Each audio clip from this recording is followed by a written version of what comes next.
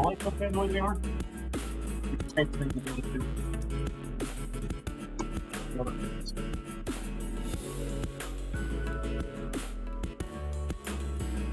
Alrighty.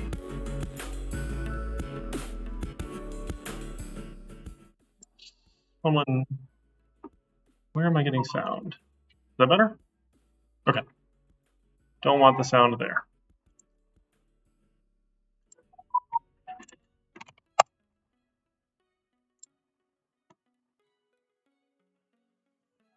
You're all here for 2001, right? CIS 2001? Good, good, good.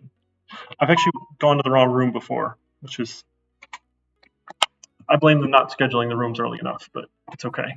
That was kind of fun sometimes. So 2001, so hopefully you had a chance. I posted the syllabus last week, sent a message out. I don't know if you guys actually look at Canvas messages or get them, or have you turned them off or not. However that works, that's great. So I have a website now, which was fun putting together. You can take a look at that. It's not all that interesting, but if you want to see the other courses I do, that's out there. Our syllabus today, the course GitHub repository, everything is going to be out here. So all the code that I do in class, all the examples here will be out in the repository as we go. I also put a copy of the syllabus out here for fun because I think that's interesting. So it's a copy of the syllabus, everything except my cell phone number. I didn't really want to put that out on GitHub. It's not hard to find my number if you spend a little bit of time Googling me. I'm the only Eric Chinesky in the world, which is pretty nice.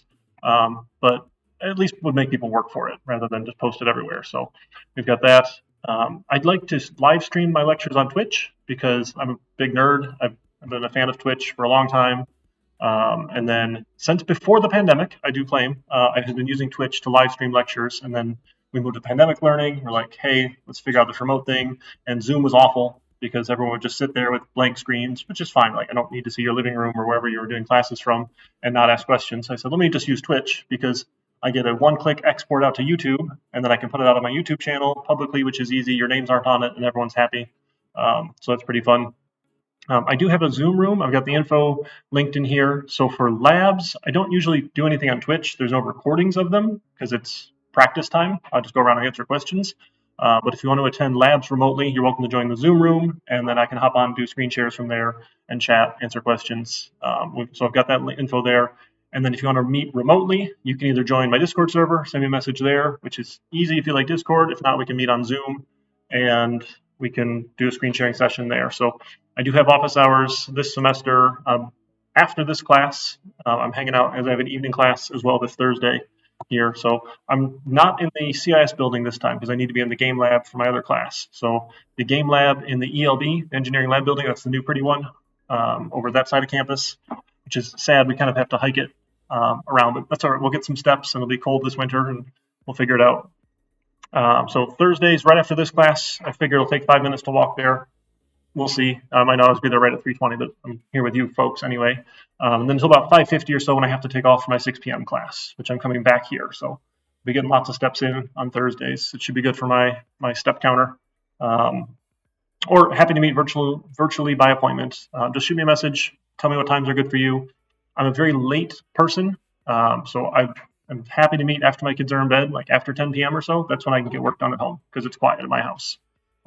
If you're a morning person, I'm sorry. I'm not up at 6 in the morning if I can help it. So I'll see what I can do to meet with you by appointment. Feel free to text me. This is my cell number. I don't have an office phone.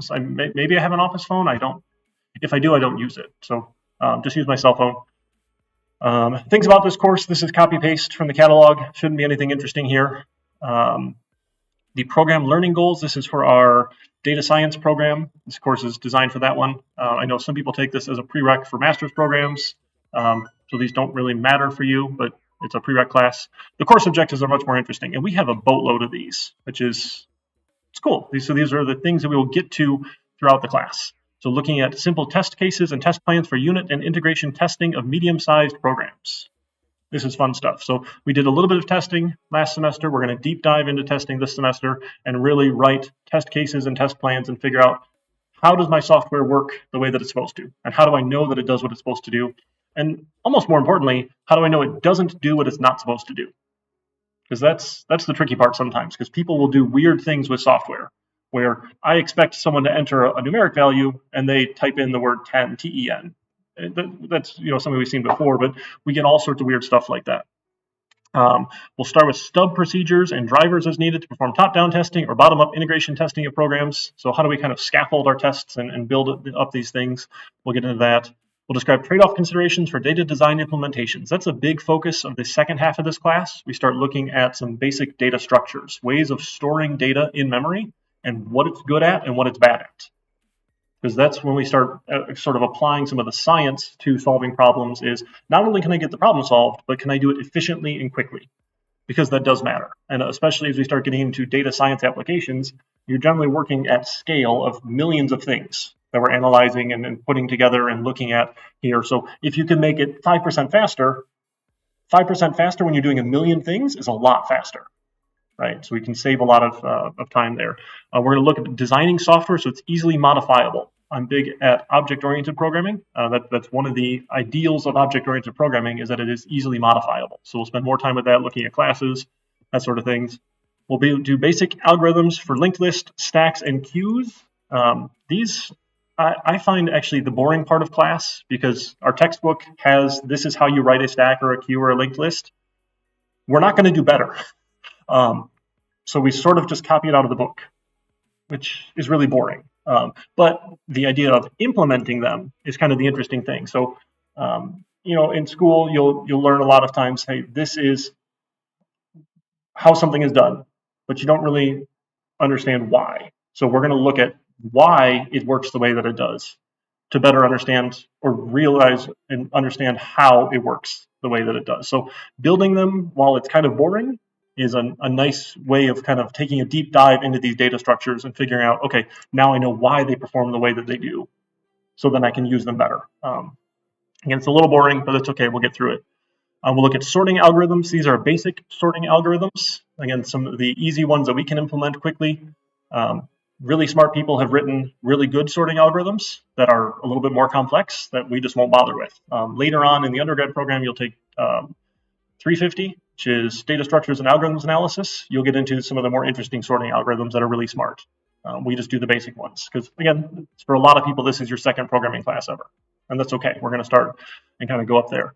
We're going to use existing class libraries to make programs using object-oriented analysis and object-oriented design techniques. This is the thing I find the most interesting and fun.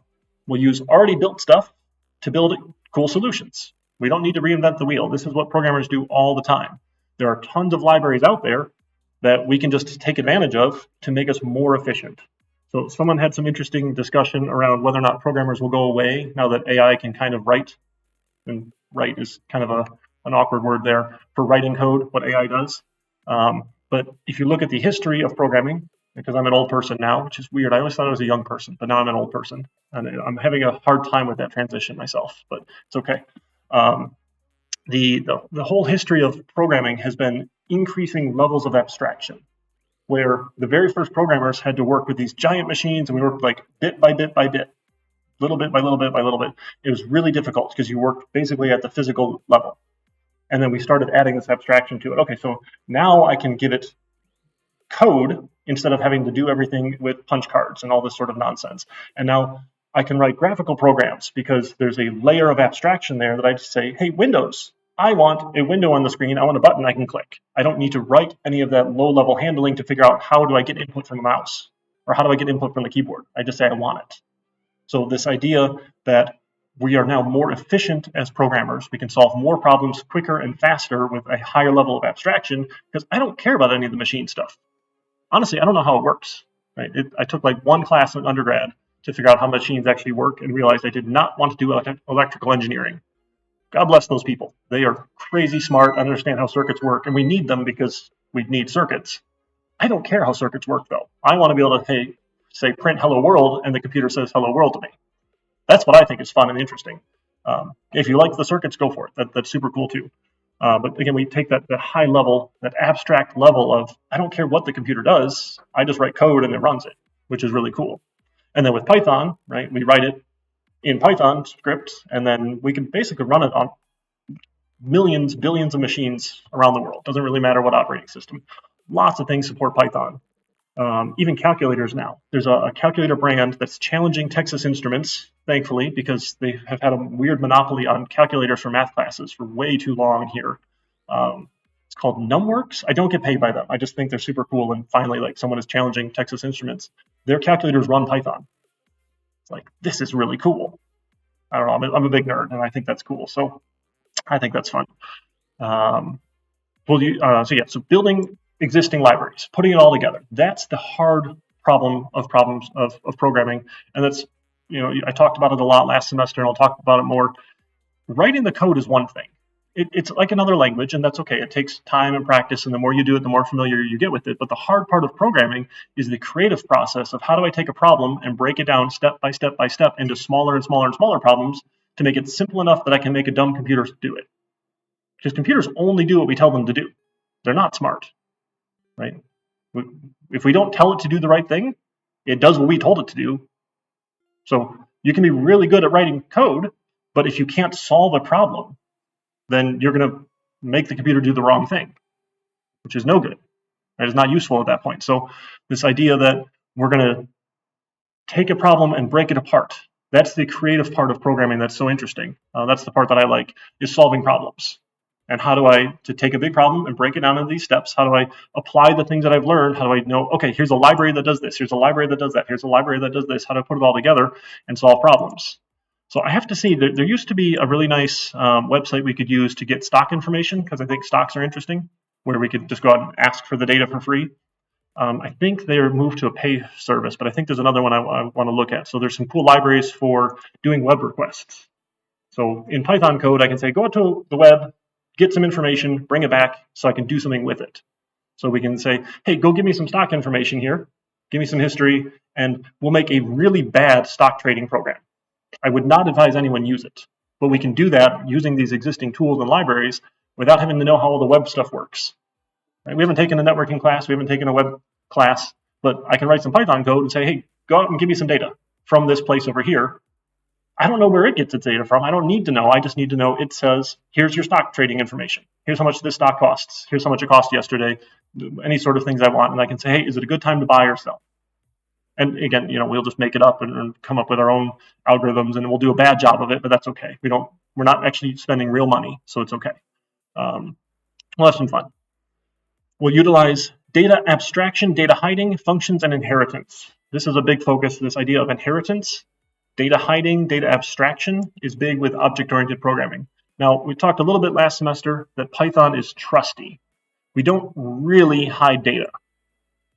We tell people, please don't touch this data by convention. And by convention, people do the right thing.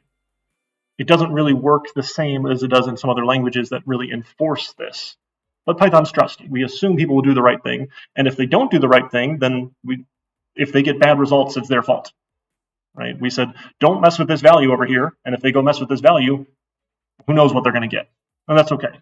Lots of functions, lots of inheritance, saying, hey, I'm going to write a class that does something, and then I can make a special version of that. I can change the behavior if I want to. We talked a little bit last time. We'll do a whole big unit on inheritance. We'll do a project on inheritance as well. It's a lot of fun. And this idea of abstraction as well, kind of writing our own, here's a function that does something. This idea of abstraction is you don't need to know how it works. I still couldn't tell you how the print function works in the Python library. I can go look it up, but I don't really care how the print function works. I just type print, and it shows up on my screen somehow. That's really cool. It's an abstract function. I don't need to know the details. Same with a lot of the things in the Python library.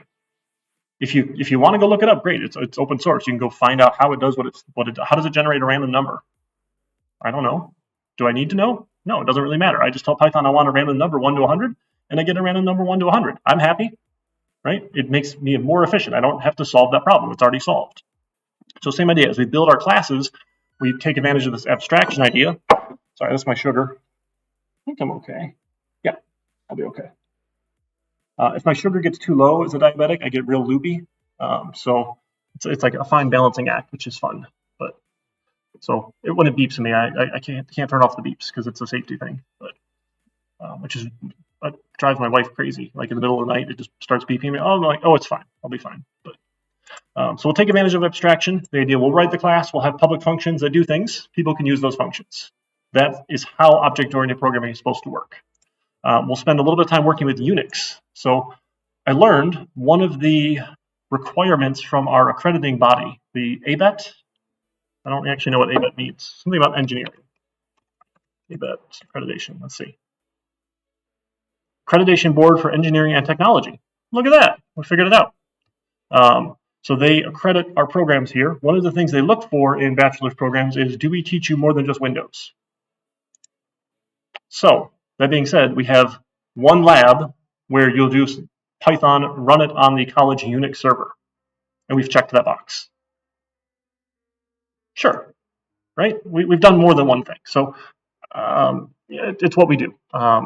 You can play with Unix later in other classes, but we'll at least introduce it in the second programming course. We do this with our C++ students as well.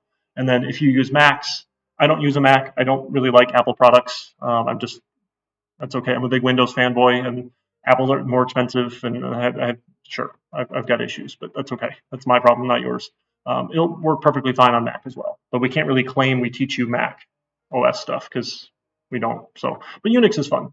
So we can connect to the college Unix server, we can run our Python programs, and we can have some fun. Which, if you ever want to do a bunch of processing, you can run it on the college Unix server instead of your own laptop, which is kind of cool. And then we'll be able to write medium-sized programs as part of a team. The team project is required at the end of the semester. Now, I'm not a fan of large teams, especially since they're only our second class. So in team, in my view, is a pair. If we have an odd number of students, then we'll have one trio. Everyone else will be pairs, because that way you're at least part of a team. So that is a requirement. It is non-optional this semester. Last semester, if you wanted to be part of a team, you could. But this time it is an outcome specifically of the course here. So teamwork is required. I let you pick your own teams. So generally that works out pretty well. So you can get to know each other, figure out who you want to work with, and life will be good. For materials and technology, we do use an actual textbook, not the online website like last time. So here's the ISBN. It's data structures and algorithms in Python. If you do continue on into 350, I believe was still the case. I haven't checked with Dr. Ortiz lately, but last year I checked, he was still using this book for 350. So we cover the first portion of it with the data structures, and then data structures, algorithms, analysis course 350 kind of takes the advanced portion of it, the stuff we don't get to, which is kind of cool. So you get a 2-for-1 sort of. And that's a fun class because they get students coming from here who have C++ knowledge. They get transfer students coming who've only done like Java, or they get you folks who've only done Python. So poor Dr. Ortiz has to deal with any language in data structures and algorithms analysis, which is actually easy enough. It's not too bad because the concepts are still the same. You just write the code a little differently. So my goal is that you're well prepared for it. It used to be a little bit of a harder transition because the program was new a couple years ago when they brought me in to start it for these intro to programming classes. I think it's gotten a little easier with some of his examples, but generally folks do pretty well in that class next. We'll also use GitHub.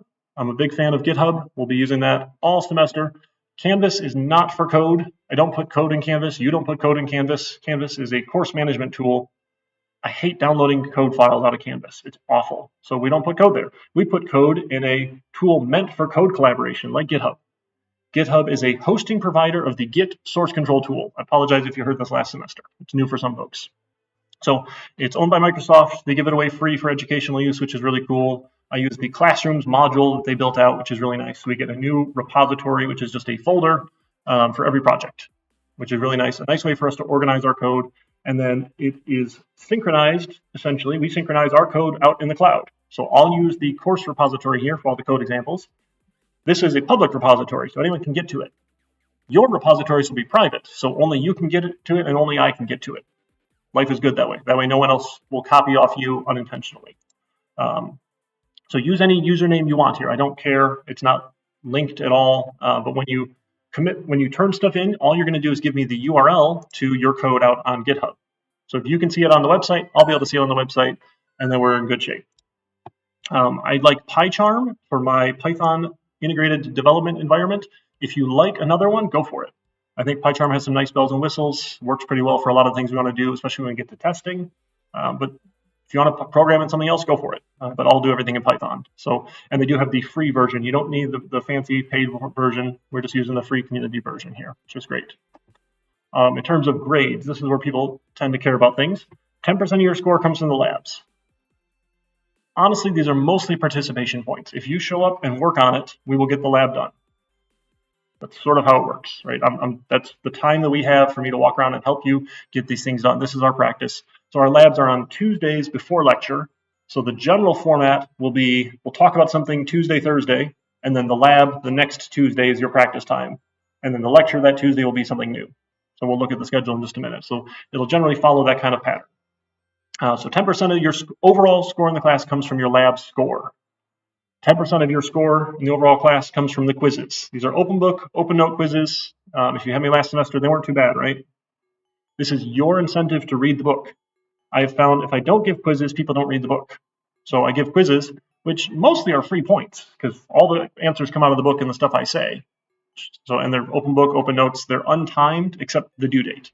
So you can start it, look at it, come back to it anytime you want. As long as you turn them in by the due date, we're good. So 20% of your overall score from labs and quizzes, 15% from the midterm. I generally get funny looks if I don't have an exam on my syllabus. So we have one exam, just the midterm. It's worth 15%. I try and keep it as low as possible here because I hate exams. It's not going to be timed. It'll be like the quizzes. You can start at any time, come back to it, whatever, up until the due date. Try and make them easy. The midterm last semester wasn't too bad, right? Okay, wasn't too bad. The individual projects. So we'll have 4 individual projects throughout the semester make up 25% of your overall score. And then our final project, this is our group project or partner pair project here, makes up 40%. This is the bulk of your grade in the class comes from this one assignment.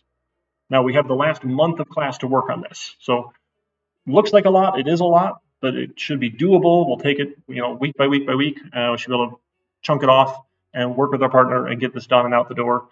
Before you present, you should know if you did it or not, right? It shouldn't be stressful that you show up to presentation and not know how well you did. We'll have a rubric. You'll be able to run it and see if it does what it's supposed to do, right? That sort of thing. So it's worth a lot of points, but that's our summing everything up that we've done in the semester. We'll put into the final project. Yeah. Is it still like an informal just showing us? Yep. Yeah. Run it. Have maybe a couple questions about the code, and we're out the door. Yeah.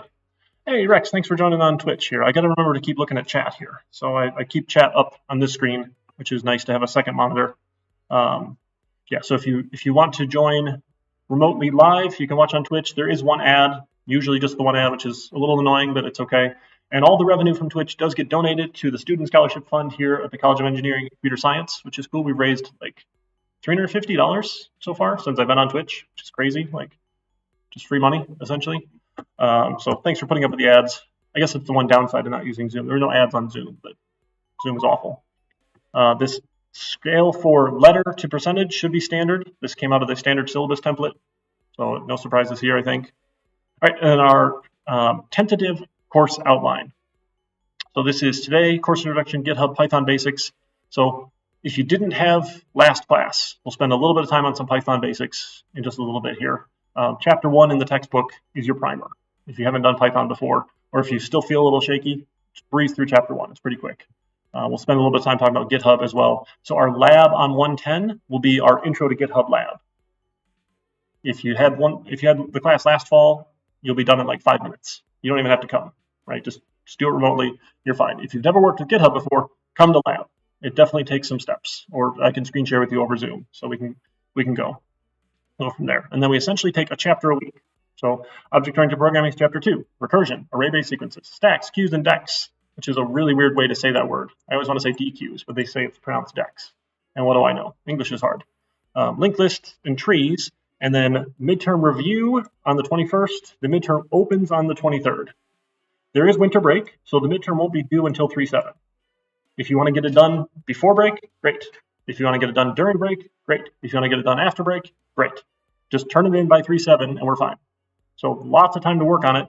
It's designed so that you could sit and take it in an hour and 15 minutes. It's not big, right? So if I wanted to sit and watch everyone take it, which is awful, we could do that, right? It's not meant to be some big, long, this is going to take me 15 hours here. That's awful. I don't do that. But that's okay. So then we'll come back. So there won't be a lab on 3/7 because there was nothing new this week.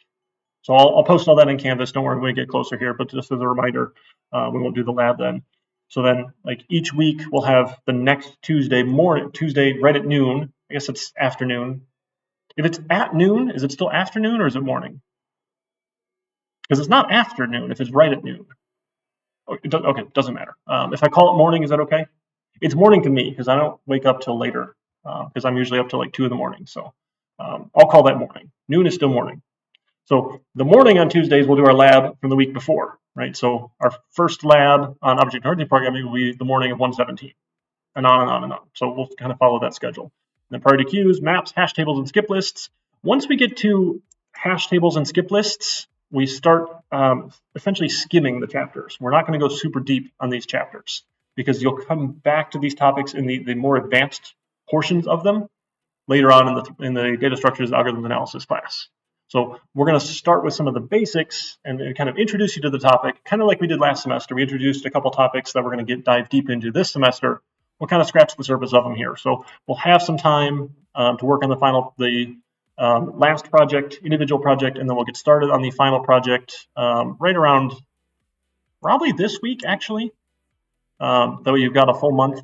So pretty sure our schedule says that we meet 3 p.m. on April 25th for our final exams, because we go off the lecture time, not the lab time, if I recall correctly when I looked at the schedule. So because our lecture time is Tuesday 2 p.m., we get the 425 at 3 p.m., 3 to 6 p.m. slot.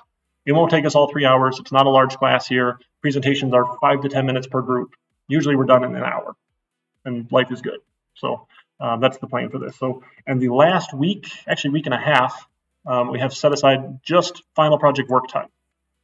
So for you to work with your partner or trio, if we're an odd number again, that's okay, on the final project. And I can go around and answer questions. Like if you probably saw last final project, I'm happy to help. I'm not going to solve it for you, but I'm happy to help point you in the right direction and make sure that you'll be successful. That's my goal. Really, I like when everyone gets A's. That makes me happy. All right. For instructor or course specific policies, this is my specific policy here, our academic integrity policy. I'm very particular about this because it upsets me. I apologize if you heard this before. You folks all made it. I'm assuming you didn't cheat, or if you did, I didn't catch you. I've yet, in 11 years of teaching now, not had to fail someone every semester. Still blows my mind why people do this. I don't understand.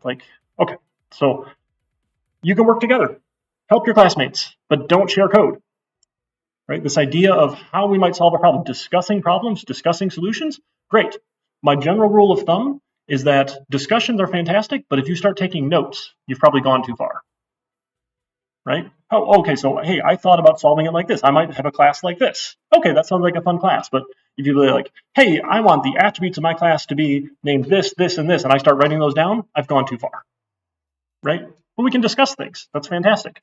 Working together is amazing, and that's why we do our group project. It's really lonely writing software all by yourself, and your end result is not as good as it could be. You really do get a better result working in a group, which is really cool, and that's why most organizations have teams of programmers to work together as a team and to do some review, because just because I think it works doesn't mean I've thought of everything, or maybe I missed something, or maybe I misunderstood what was happening here. That happens all the time. So I'm sorry if I keep looking at you. If you look at me, I'm going to look at you. I'm sorry if that eye contact is weird, but sure. So if your programs look the same, I'll ask you to tell me why they look the same. Right? Pretty similar here. So if I think it's a violation of our academic integrity policy, if I think you plagiarized, which is mostly what happens, there's not very much other cheating that happens here. It's usually plagiarism. You gave me someone else's work and put your name on it. Right? That's plagiarism. You get reported to the Academic Code of Conduct Committee, as well as the Dean's Office. It has to go through that whole process. And in 11 years of teaching, I have had one case overturned, which I'm still salty about because I think it was blatantly cheating. And they're like, oh, well, you didn't explain it well enough. Like, I have it in the syllabus here. We talk about it. Sure, whatever. So once, the committee has overturned my decision and said the kid shouldn't fail. The student, I'm sorry, I'm an old person now. You all look like kids. So my kids are 5 months old to 21 years old. So I've got a range of kids at home as well. So anyway, in cases of cheating, students who supply the code or take it will be penalized. So if someone says, hey, I just want to see your code, I want to see how you did it, tell them to get lost. Tell them no, because if they cheat off of you, you're also guilty of cheating because you gave them your code, right? Tell them to get lost. You're welcome to discuss things, But if they're looking at your code, they're probably taking notes. They're probably copying off of it, right? I hate to say that, like assume the worst of other people, because generally you want to assume everyone is nice and has good intentions. But I'm happy to discuss my solution with you, but I won't show you my code. Is a good default answer here. So for my class, the penalty for any academic integrity violation, whether or not it's a lab or a quiz or a project or a test or an exam, is failure. Students who cheat will not pass my class. Okay, it pisses me off. I get real upset. I get real salty about it. And honestly, it's in all of your best interests as well for cheaters not to get a college degree, because if they go and get hired and don't know what they're doing and suck at their job, that employer will say, U of M Dearborn sucks at teaching people. We're not going to hire U of M Dearborn graduates, which sucks for everyone else who actually goes here and does the work, right? So we want cheaters to fail. Cheaters should not pass college classes unless they actually do the work and learn the material.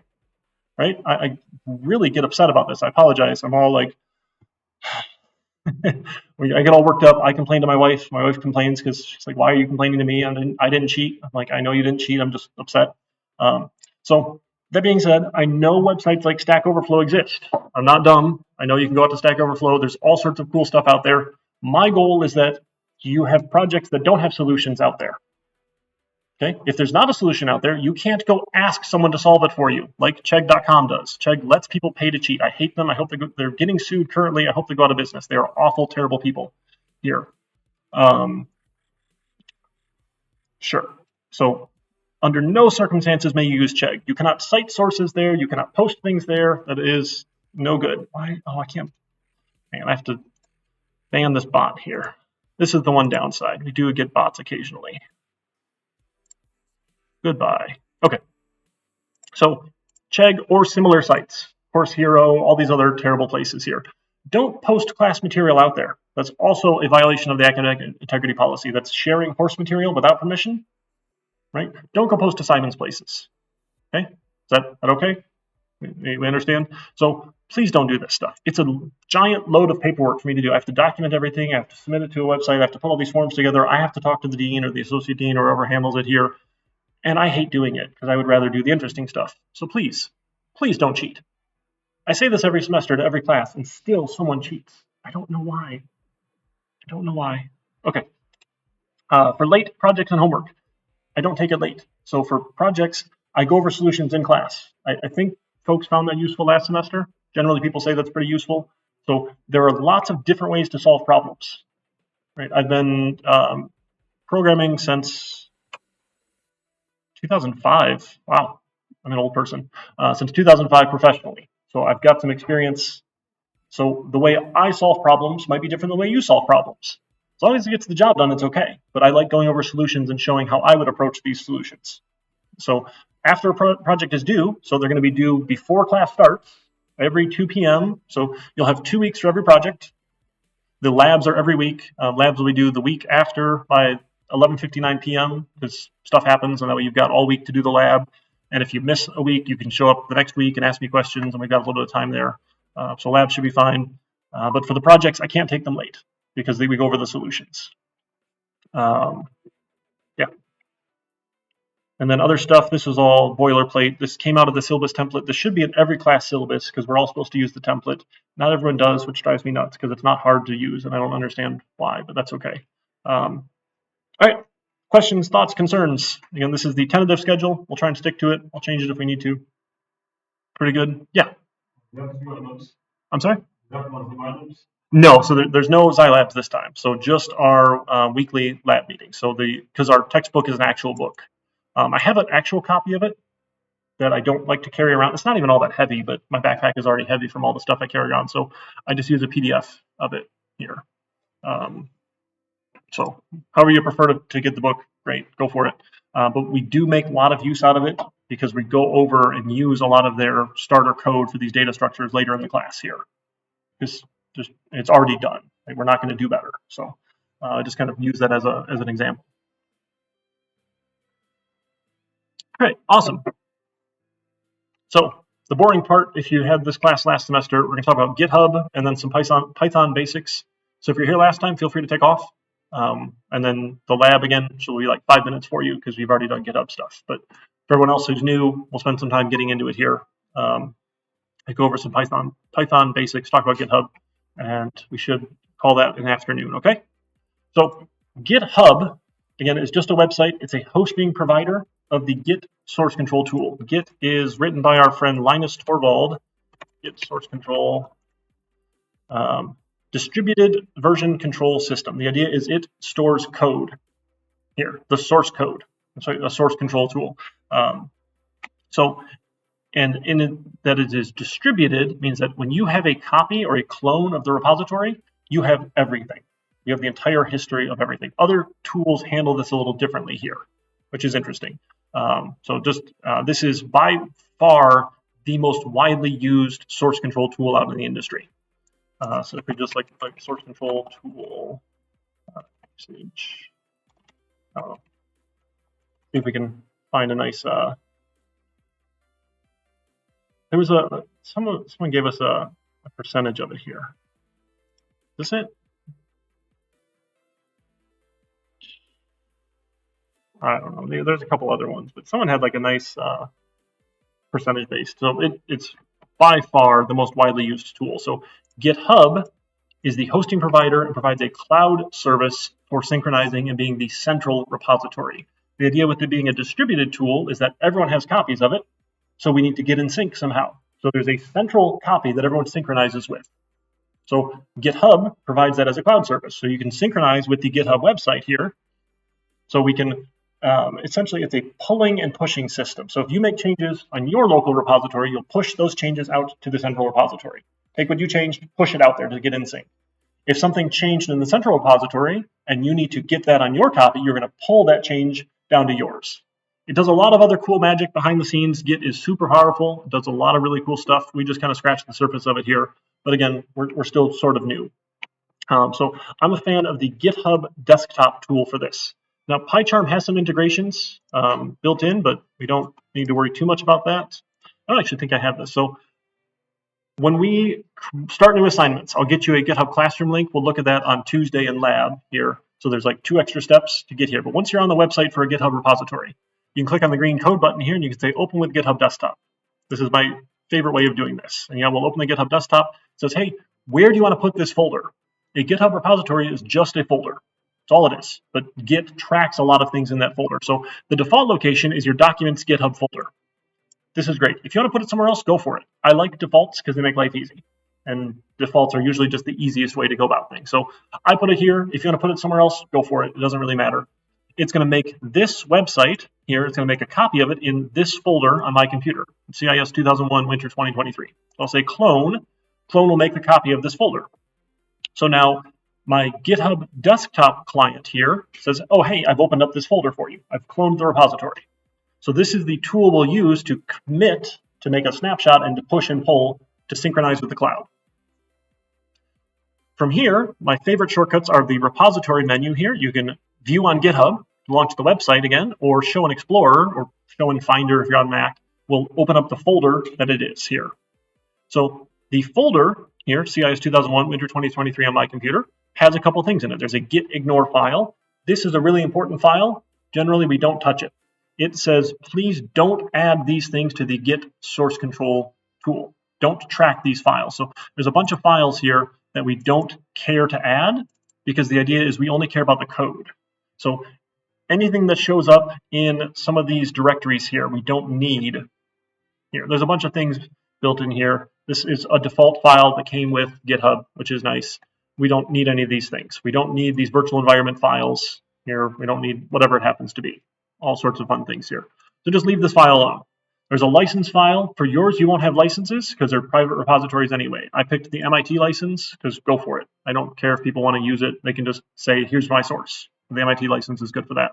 And then a readme.md file. This is a markdown file. This is how I made the pretty looking readme syllabus copy here.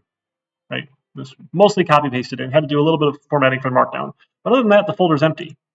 Now, depending on your settings here, when you go to the view menu, oh my goodness, the options, they moved everything in Windows 11. And that upsets me.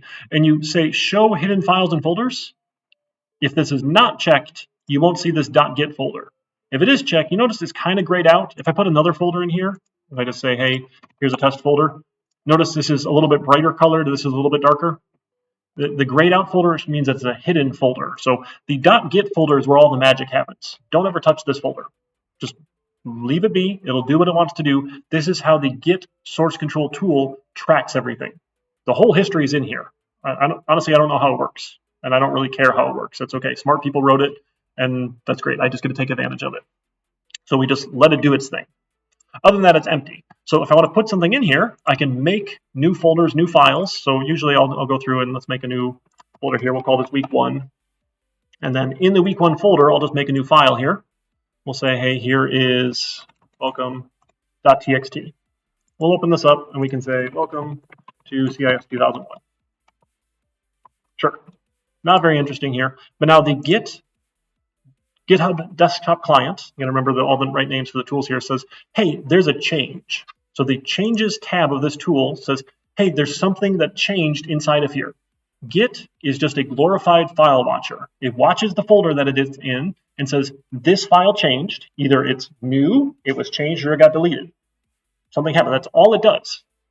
And it will show you, because these are text-based files, and all of our code is text-based files, it's human-readable files here, you can see the contents of it. And it shows you line by line by line what changed. So green means it's new, red means it was removed, yellow means it was changed.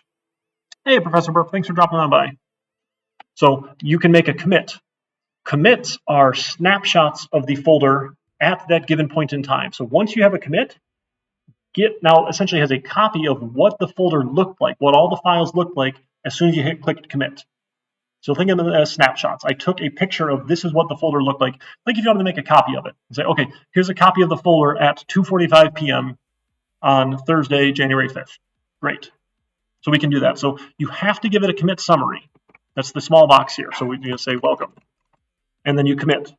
Once you have the commit, your local copy of the repository has the change. The central repository, github.com, the cloud, doesn't. So now I have an option to push. I can push my change out to the cloud. So when I say push, I'm going to go synchronize with the cloud. And now I can say show or view on GitHub. It'll launch the website out again. And on the website now, GitHub, again, is a hosting provider of the Git source control tool. Industry organizations pay to use this tool. We get to use it for free because we're education, which is nice. And they give it away for free for open source folks as well, which is cool. But you can use the website to go and look at files and look at code. So I can see the week 1 folder. If I click on it, it's just a link. It will show me the week 1 folder, what's inside of it. There's a welcome.txt file. I can click the file. It will show me the contents of the file.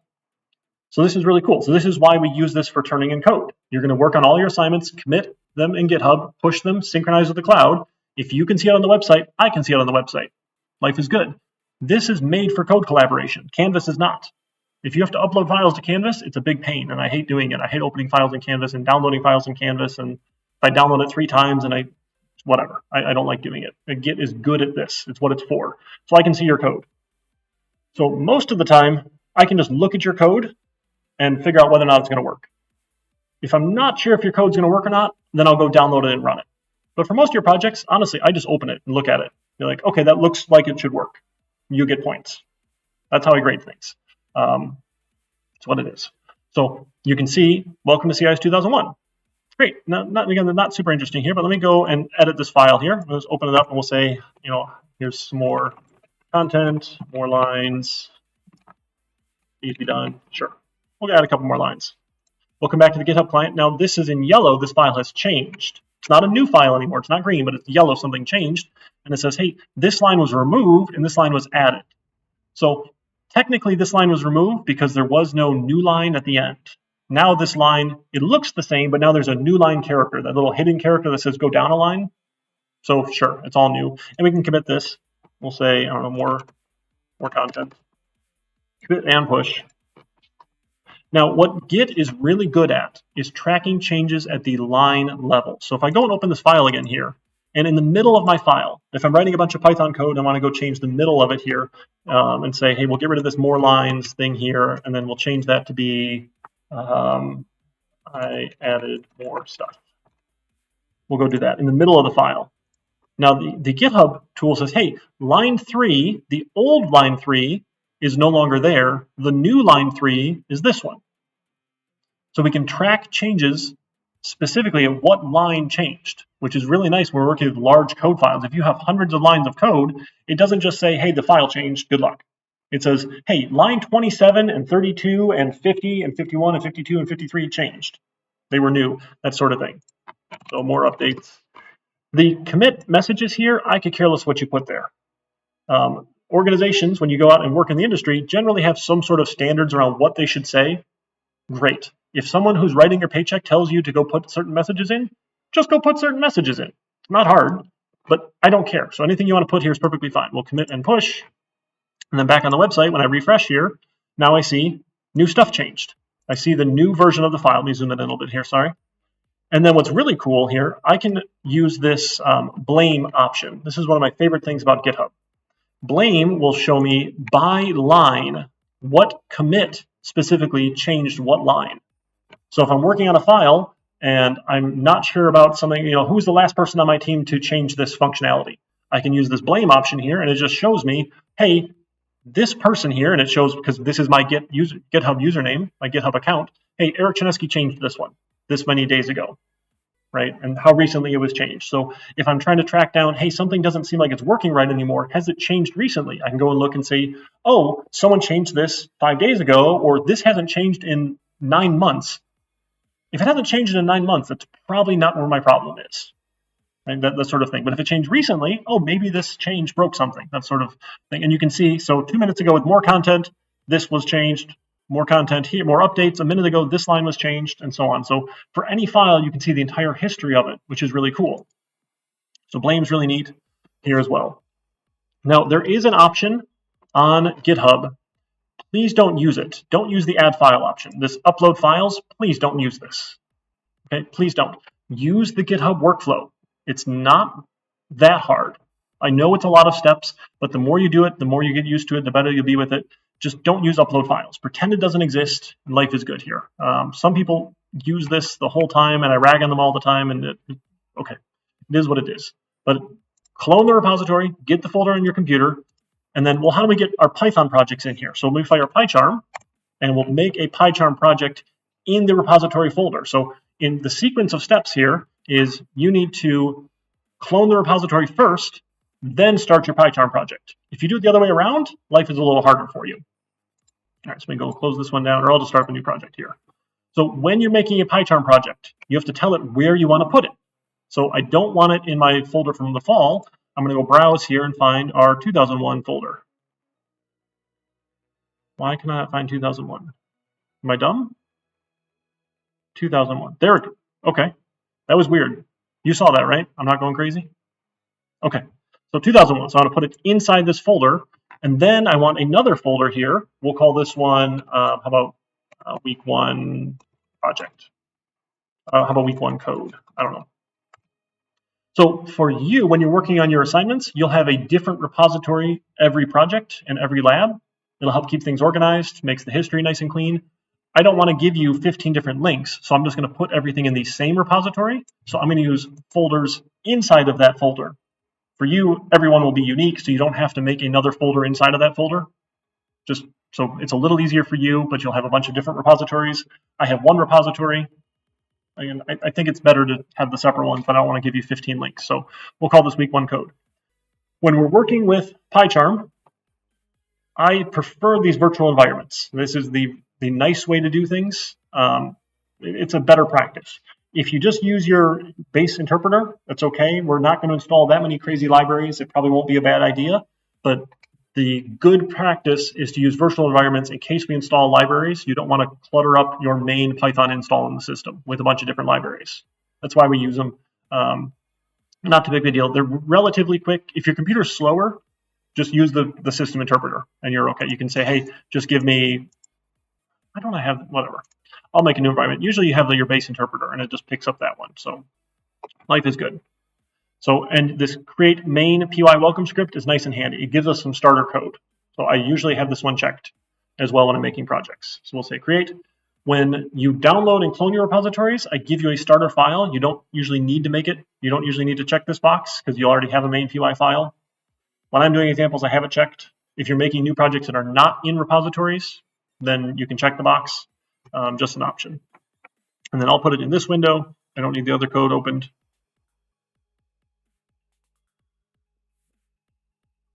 All right, cool. Now, PyCharm knows how Git works. Most integrated development environments, most of our tools here understand how Git works. So I've got some tools here for Git. Logging in is a small pain for me because I have two-factor authentication and I just haven't bothered. And I teach a bunch of different languages. So the GitHub Desktop Client is the same no matter what language I teach, no matter what tool I'm using. If you like using the built-in Git stuff, go for it. I don't really care whatever you prefer, but again, I'm going to show the GitHub Desktop Client because that's what I'm used to. So as soon as I made the project, you'll see, hey, a bunch of new stuff showed up. That's fantastic. All these new things, these IMLs, XML files, these are all things that the PyCharm tool needs. Here, notice they're in the .idea folder. I don't know why it's idea. I forget what that stands for. But sure. So all these files, just if they change, they change. It doesn't matter. Let them change. Just commit them. You're perfectly fine here. And then you'll see your main py file. Hey, there's a Python file here. These py files are our Python code files. We want these ones. That's the important one. All the other stuff is fine too. So I can just make a commit here. Commits are free. And once you've committed and pushed and synchronized with the cloud, you can't lose it. Technically you can, but it's really hard. You have to try really hard. You have to run a bunch of commands. So if you go search something online, don't just run the commands they suggest, because sometimes you screw things up. Just be a little careful here. But basically, once you have it out in the cloud, you can't lose it without trying really hard. So that's your safety in case you have computer problems. I still feel bad if your computer stops working and it breaks, but you can't be like, oh, hey, I had my project done and my computer broke. I can't turn it in. Can you let me have more time on it? I'll say, no, you should have committed and pushed to the cloud. I'm sorry about your laptop, but it should have been out in the cloud. Right? So commit and push as often as you want. They're free. I mean, technically free. There's no additional cost. It does use some electricity, but we don't care too much about that. So we'll just say week 1 code started. Whatever message you want to give it, great. I'll commit and push. Now I've got the copy of it out in the cloud. Now, I don't actually need most of this stuff here, so I'm just going to delete all of it because I don't care about most of it. Now, the PyCharm tool, right, we get our project views, the main view here. So you can see the main py file here, and you see the virtual environment as well, which is cool. And you can see the path of where it is here. So it's kind of small, so you can't see it all that well, but I can always see what folder my code is in because it tells me right here. And if you kind of keep this tool small, you just hover over it, and it shows you what the folder is. So if you ever say, hey, GitHub isn't seeing my code, it's probably because it's not in your GitHub repository. And that's most of the time I help people. I say, okay, where is it? And you can just copy paste it in, or really cut and paste is probably better. Just the entire project folder, you can just move. So take week 1 code and cut, Control X for cut or Command X on Mac or whatever, and then paste it in your repository folder. Life is good. But I put it in the right spot initially, so we don't need to move it. We're okay. All right, so in here then we can say print, right? And we'll say hello world is always our very first example. I don't know who came up with this, but this is always the very first code you ever write working with programming here. And we'll give it a little run. And then again, this lower box, you should see your results. I've had a lot of coffee today. This is my second pot I'm working on. I have a class tonight at 6 p.m. that goes till 9 p.m. So I'm going to work on another pot as soon as we're done with this. So I'm very excited. So it's been a good day. So if you're curious, PyCharm tells you what it's doing. It's running the Python executable, telling it, please run this Python script here. So Python, okay, I guess I lied a little bit. Last semester I said Python is an interpreted language. The Python executable reads this file, interprets it, and runs it. Technically, a lot of really crazy stuff happens behind the scenes because Python is built on C, and it's Cython, I don't know how people pronounce it here. And some of it's technically compiled and some of it's not, and I don't even understand half of that. But it's essentially interpreted, but it's also compiled. It's not worth spending a lot of time unless you actually want to go like work on writing the Python interpreter yourself. For our purposes, it just works. There's a whole discussion around Python technically being a, quote, slow language and doing stuff in C or C++ is faster. But because Python is actually like compiled into C, it's faster, and I don't really care. That's beyond me. Python just works, and I'm happy with it. So later on, if you're interested in that sort of stuff, learn about compilers, learn about operating systems and other interesting stuff. But essentially, the Python executable reads a text file, our .py file, and runs the Python code. It interprets it. For our level, that's okay. If they ask you in an interview question, the answer is, you know, and in an interview, it's okay to tell people you don't know things, right? That's actually a good answer sometimes when people are like, I don't know for sure. I would go look it up and figure it out, because most of what we do as programmers is we solve problems, right? So learning how to go find answers, how to go find information, how to go find solutions is an important skill. So like if someone asks you and you're not entirely sure, be like, okay, well, this is what I think it is, but I would go look it up to make sure. Yeah, we can go do that. So we can go Google Python and interpreted language. Look at that. It's even a search suggestion. Where's a good solution here? A good answer. Actually, I think this medium answer was pretty good last time I looked here.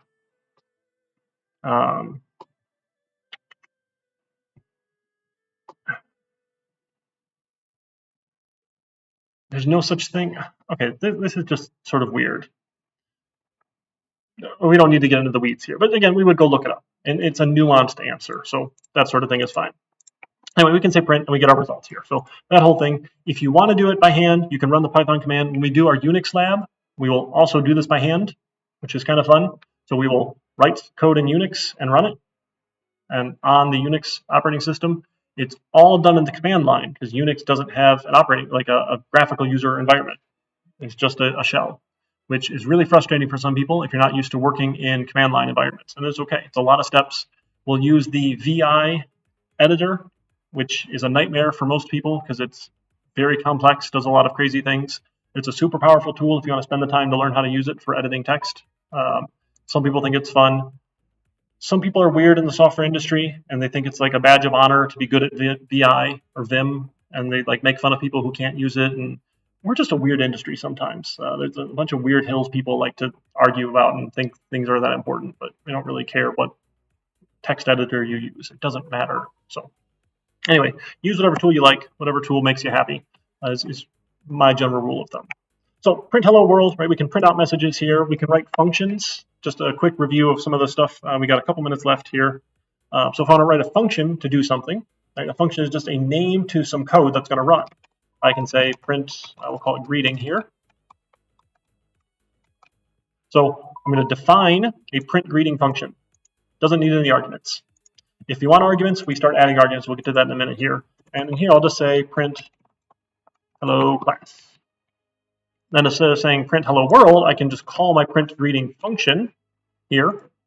When this line runs, Python says, oh, run the code that's part of the print greeting function. And we can have multiple lines here.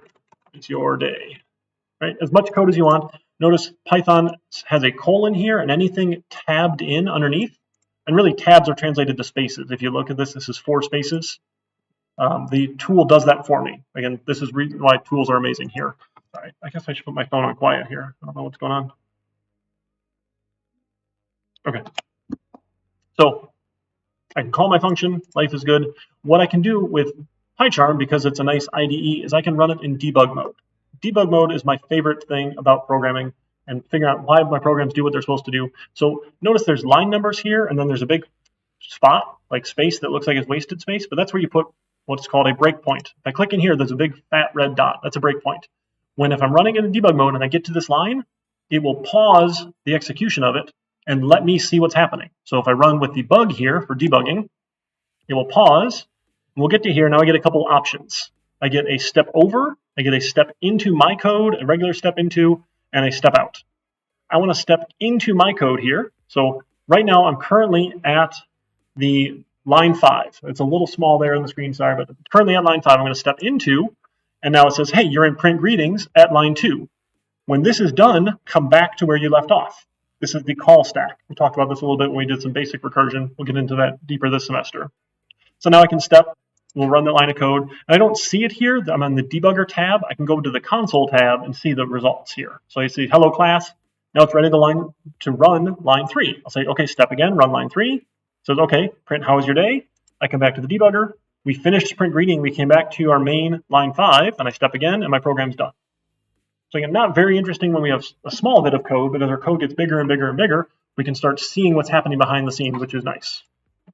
Okay, so we can print a greeting, and then maybe we want to write another function here to like ask the user what their name is. So we'll say ask for user's name. To get input in Python, to get what someone types in here, you use the input method. So I'll say, hey, name is equal to, so name is my variable. I'm going to assign it the value of whatever I get over on this side is input of, and I give it a prompt here. What is your name? Your name. So it will ask them to type something in, tell them what is your name. They'll type something in and hit enter. I'll save that result as name. And when I'm done now, my function will return that value. I'm going to return name. So functions don't have to return things. They could just do some code and stop, or they can give values back here. So I can return a value from my function. So we can say, hey, this is the user's name is equal to ask user for their name. It'll run this line of code, or run this function, run all the code, and whatever it gets back from it will assign to user's name. Then I could say print, hi there. Now, I'm fond of these formatted strings. These are my favorite way, the string interpolation. Lots of different ways to do text here, but formatted strings are my favorite here. I can put in my variable names inside of these curly braces, and it just spits it out really nice. I don't have to worry about concatenating strings or doing commas or whatever we wanted to do here. So formatted strings are really the most common way nowadays of doing stuff. If you're working with older code, you'll see the older versions because this is ever so slightly newer. No, that's fine. Now we can print their name. So we'll print a greeting. We'll ask for their name. So what is your name? I'll say Eric Chinesky. And it says, hi there, Eric Chinesky, right? It took Eric Chinesky, stored it in username, and then it spit it back out here. So if I'm running this in debug mode, if I just step over, it's going to run the code and I won't be able to step through it. That's okay. If you don't want to see what the function does, step over. If you want to go into the function, step into. Back in the console, we'll say, how about this is Eric C. And now back in my debugger, I can see there's a variable called user's name, and its value is Eric C. That's the other big value of debuggers. I can see the value of my variables. So using the debugger is going to be huge this semester. If you didn't use it much last semester, we probably got through okay. This semester, as we start working with data structures and seeing what is stored in memory and how it's stored in memory, this is going to be critical to be able to step in and actually see what Python sees behind the scenes. We really need to be using the debugger this semester here. And it prints it out. Great. Hi there, Eric C. Life is good. Okay, so we've got some functions, we can return methods, we can call code, we can do those sorts of things. Let's see what else we want to do for basics, because we're going to get into object-oriented programming. So we'll start with the basics of classes real briefly, because we did classes last semester, and then we'll get into the more advanced object-oriented stuff really quickly from there. We've got next Tuesday and Thursday for that. Yeah, so lab, we'll do our GitHub basics. Oh, you know, forgot, we also have to talk about Unix because we don't really have time. Our next lab for object-oriented programming will be a bigger lab. So I lied. It'll be more than 5 minutes on Tuesday. I apologize because we need to do GitHub basics and Unix. So I'm glad I remembered that because I forgot to list it in my topic list here.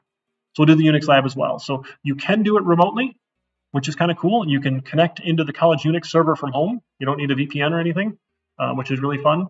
And then that's actually how you can host a personal website. I think you folks all get access to that. I think so. I don't know for sure now because you get these personal pages here, www.personal.umd.umich.edu. And if you put files in your web folder here, you can host your website, which is fun, and that sort of thing. So that's how I've got a copy out here. It's the same thing as my GitHub IO page as well. I just put it both places because why not? It's pretty easy to do that. So we'll work on that when we talk about Unix on Tuesday, and then we'll get into object-oriented programming in the lectures. Has anyone not done Python? I guess I should have asked that before wasting all your time here. I'm sorry. That should have been my first question. You folks are nice and kind to entertain me. I like to talk if you haven't noticed. I drink a lot of coffee, so I will talk. All right. Cool. So we probably don't need to do much primer then at all. So that was fun. Sorry. You're welcome to shout at me anytime. Like I am very informal. This class time is your time. Really, like this is anyone can go buy the book, right? What you're hopefully getting out of taking a class is someone to answer your questions and like present ideas to you as well. So I generally try not to do the same examples as the book has. When we get to the data structures, it's kind of hard to do that because we're talking about the data structures. That is the topic. But for like object-oriented programming, I'll use different examples than they use and that sort of thing to try and show you a different way. And then you can read the book to see it a different way. And you can practice it in labs to do it. And then you can put it to use in the projects. And that's sort of the flow of things. So hopefully you've read it, you've heard it, you've tried it, and then you get to do a project with it where you're applying that interesting stuff. I did have some comments. Last semester, they said some people in the course evals, thank you for taking those, by the way, said it was pretty tough for an intro class, and other people said it was great for an intro class. So it might have depended on like what your experience was coming into it, but generally the projects you can solve with the stuff you've learned, but I don't give you something you can like change 3 lines of code and have an answer to. Right? Where the labs are a little bit more like, hey, we've already talked about it here, let's go apply that. It's pretty easy to take what we looked at in class to solve the labs.